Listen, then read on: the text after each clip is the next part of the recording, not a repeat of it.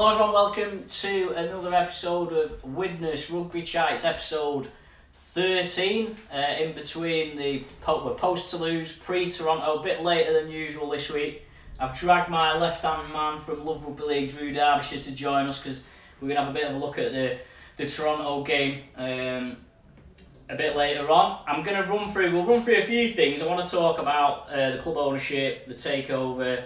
I know there was a fans meeting last night as well, so we'll reflect a little bit on that and then go over some other bits. But Drew, we'll look back to the weekend and a Widnes win in Toulouse, which we both predicted actually in Love Rugby League Weekly last week.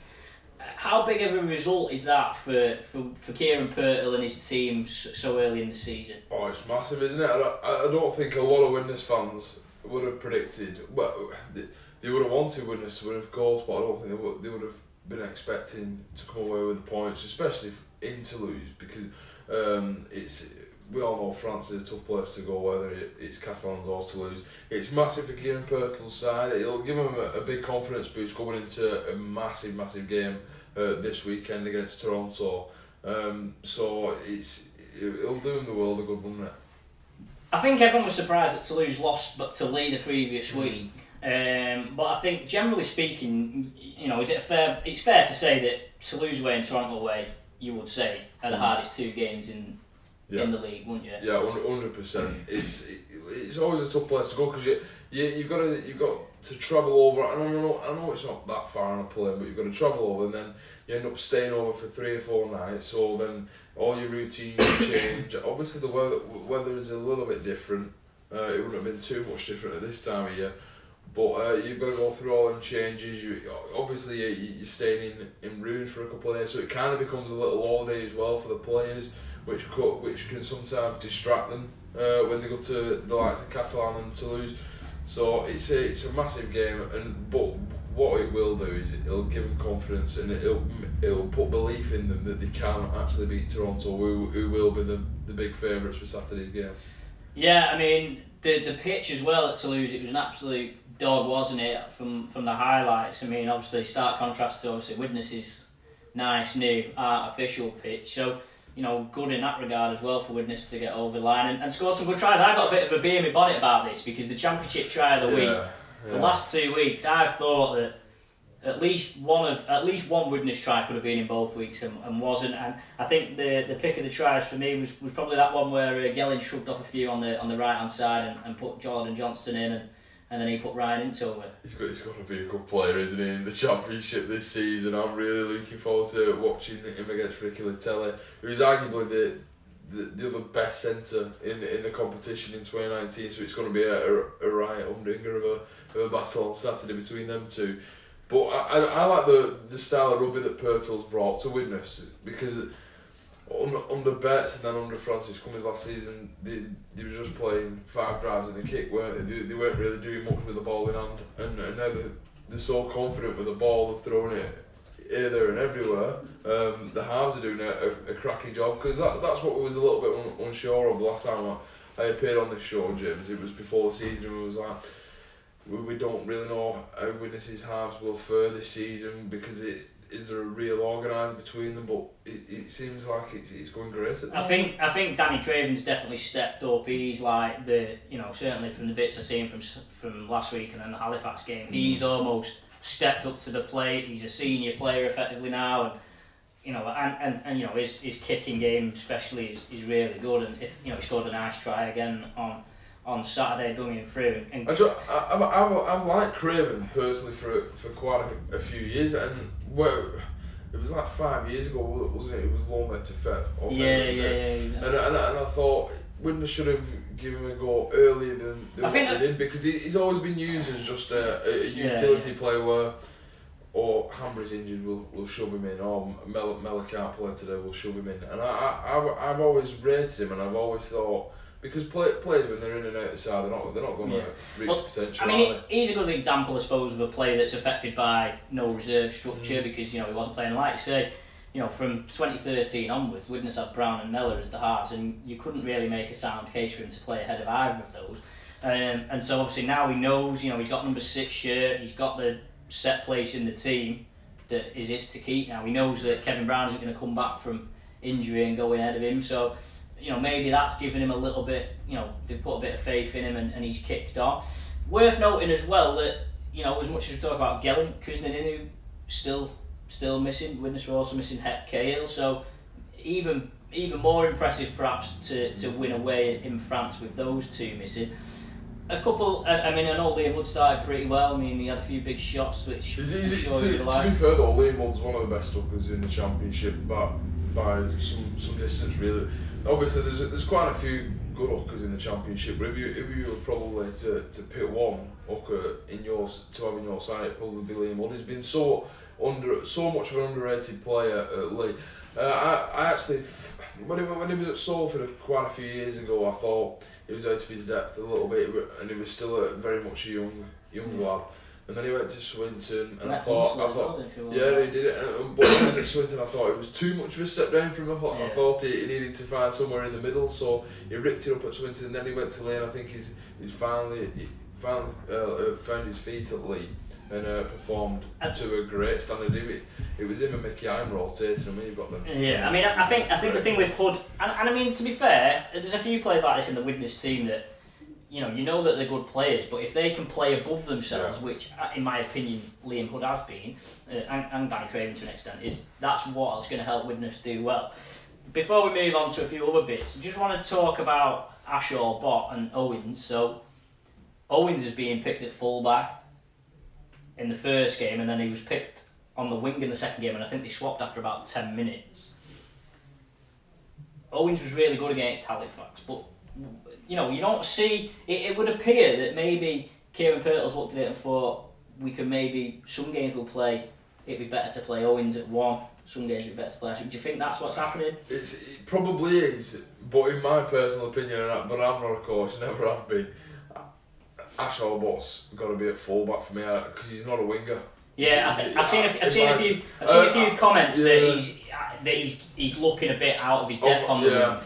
It's because of his size as well. Because say if he comes up against a winger over 6'2", he'll have serious problems.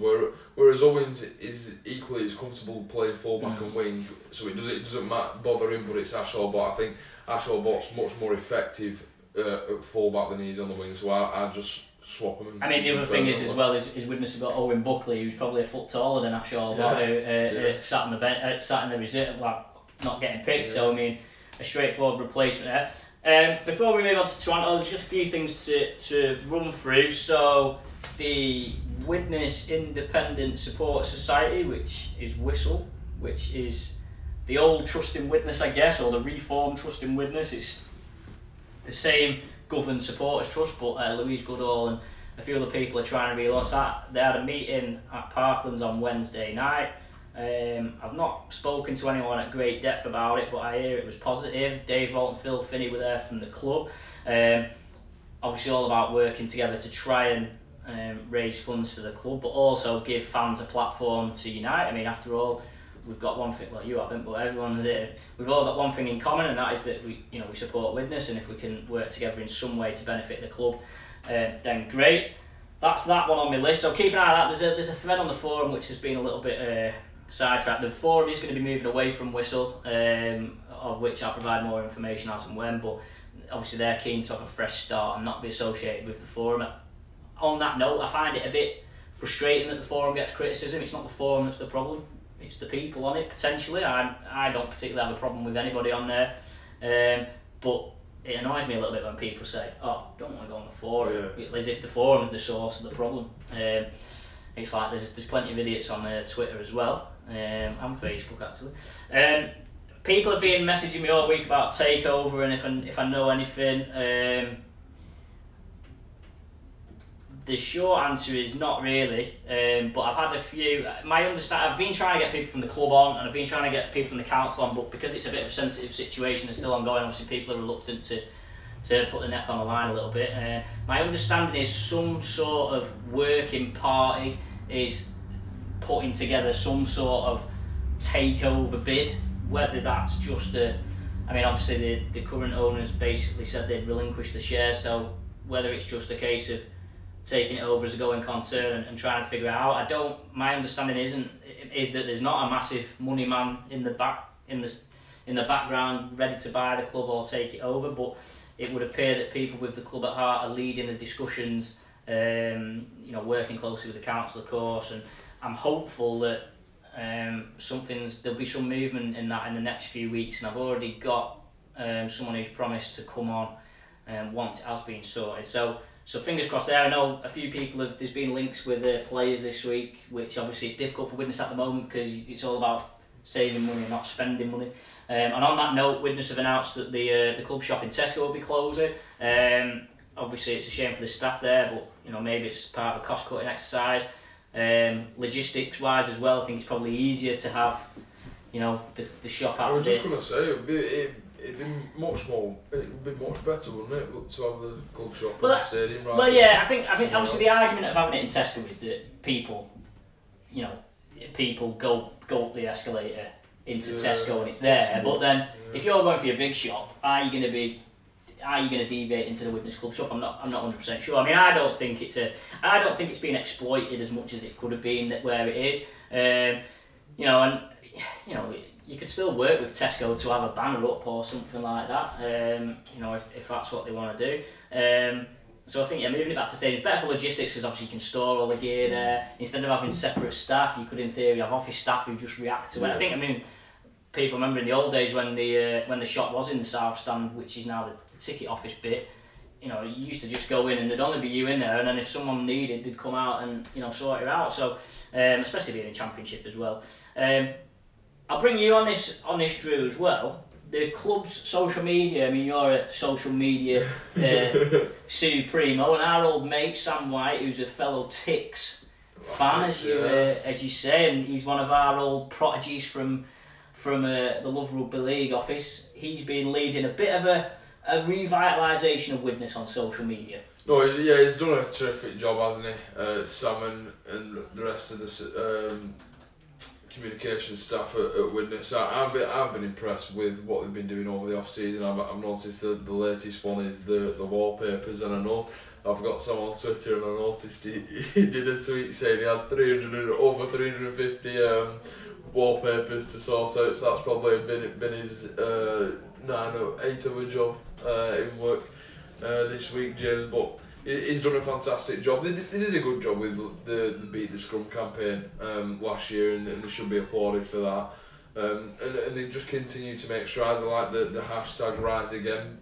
Obviously, we've spoken a lot in the past years about clubs using hashtags, clubs using pointless hashtags, and clubs using no hashtags at all. We look at some of the big boys in Super League, the likes of Wigan, Leeds, St Helens. They don't use hashtags at all, which is a kind of a strange one, because obviously people will just go to the social media channel straight away anyway. But then you've got ones like Together Stronger. Sorry, what Soul for you using, which I think's just a bit generic.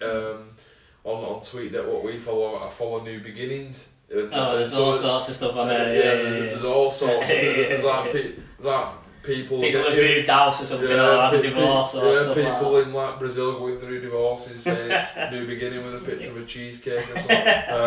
I think so it's a bit, but the Rise Again hashtag is fantastic, and it's good to see that the players use it as well. Players using it is a big one, and obviously when you've got Anthony Gelling doing I think the other thing as well, it certainly helps. There's been a massive shift in that relationship between the club and the fans as a result, where I think now there seems to be a bit more, you know, it's like the reins have been taken off some of the staff at the club, and they're now able to express themselves perhaps in a way that they didn't feel they were able to before. And you notice that now, you know, I mean obviously it helps when you win games, obviously, but you know, every post back end of last year on Facebook, on Twitter and whatever, they were just getting absolutely pilloried, whereas now it's like every post is almost like 95% positive. Yeah, it's like a love affair now, isn't it, with Widnes.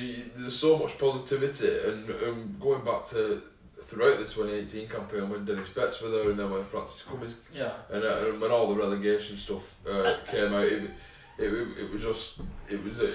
would have liked Sam's job, because Sam going on managing the social media account, it would have just got grief, and it'd get you down, wouldn't it? I know from having spoken to Sam that, you know, he couldn't believe some of the messages and some of the abuse that, you know, he was getting, the club was getting, players were getting. you know. And what I don't get is when like people tweet clubs saying the actors, or it's like the head coach running the Twitter account, so say, why are we not signing anyone? It's about time. Why don't you play him at fullback? As if like the media men go to the coach and say, right, look, Joe Bloggs from Alton View says we should be playing him at scrum half. Dennis Betts says David 45 from Alton says why have we not signed Ben Barber? yeah.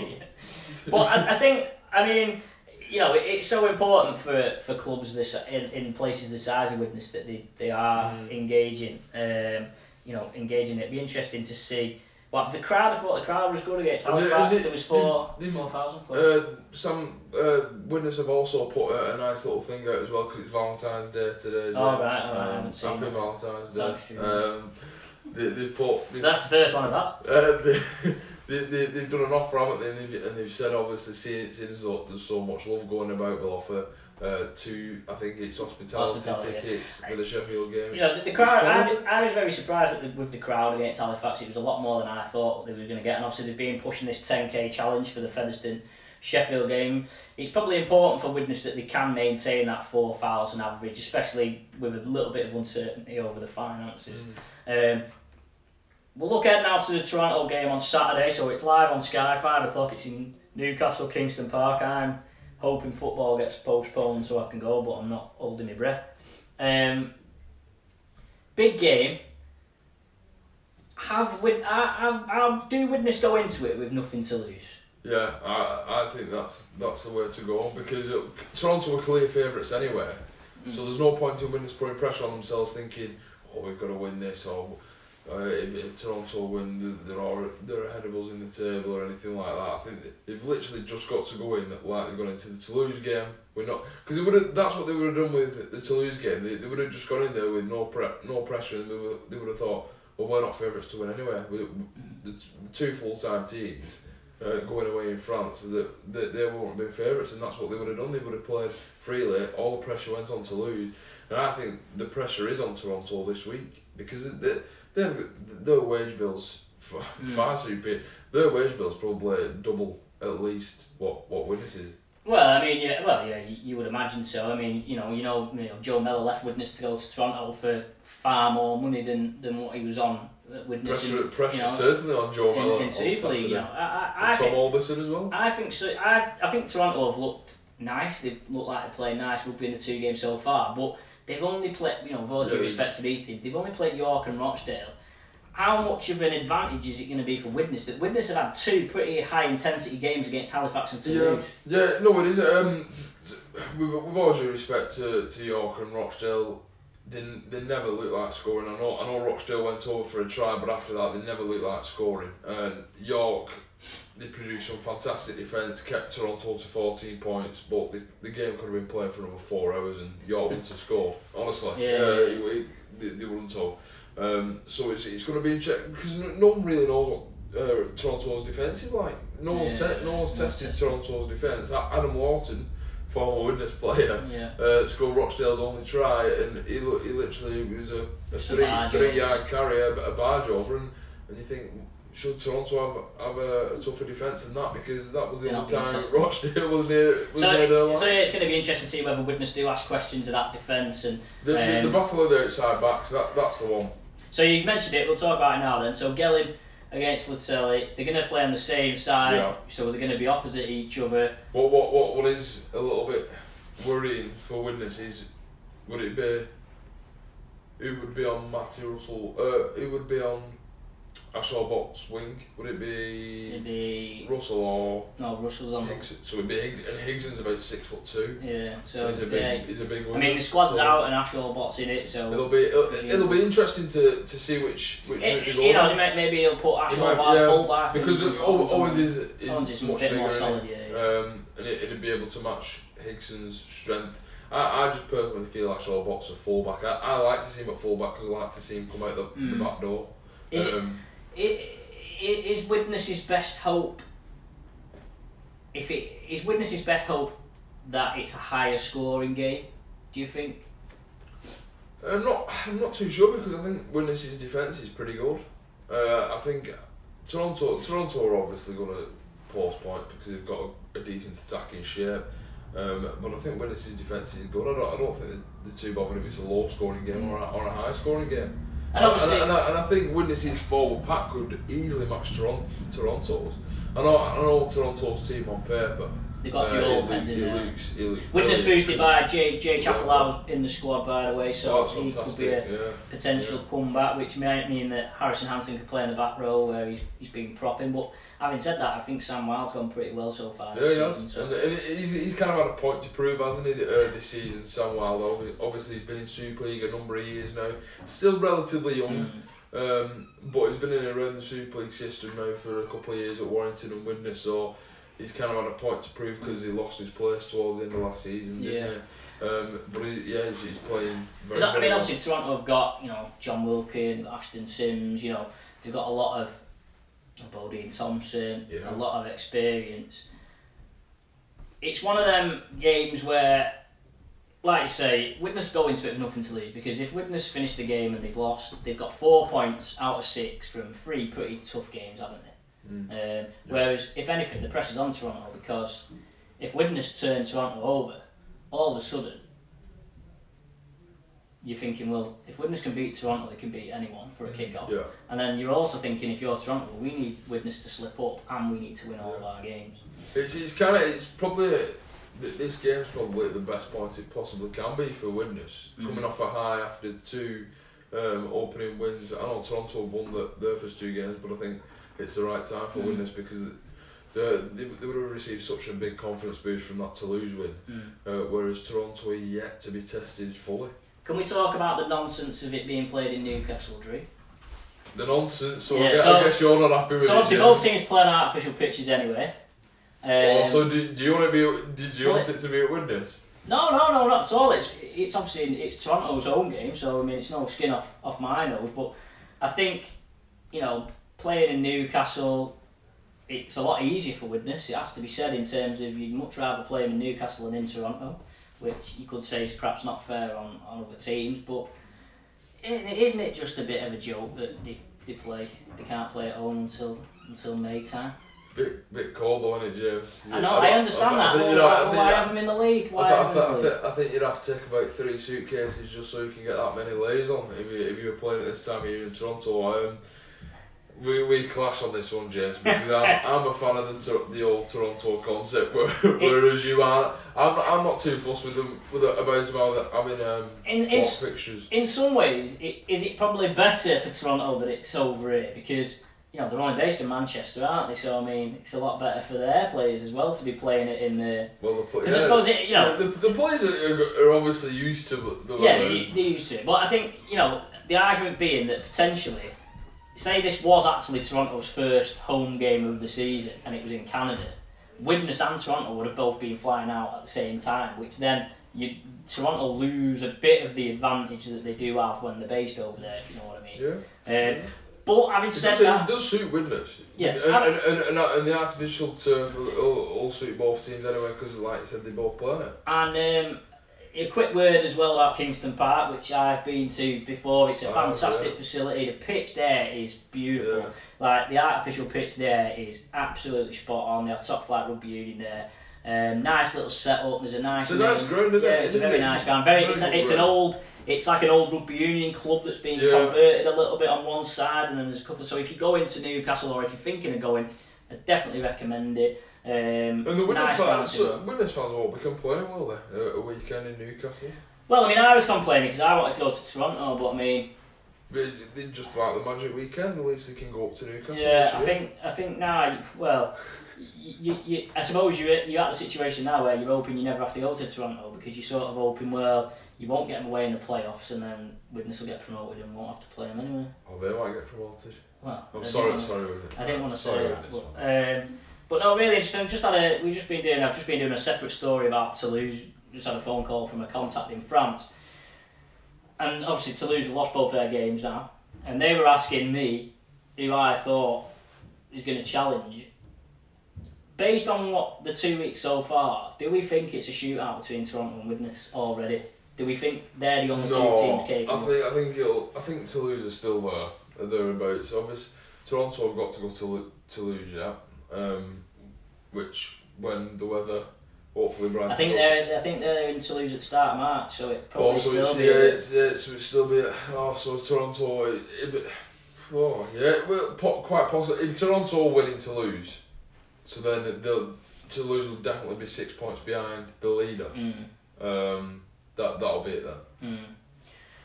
It'll ride on that game.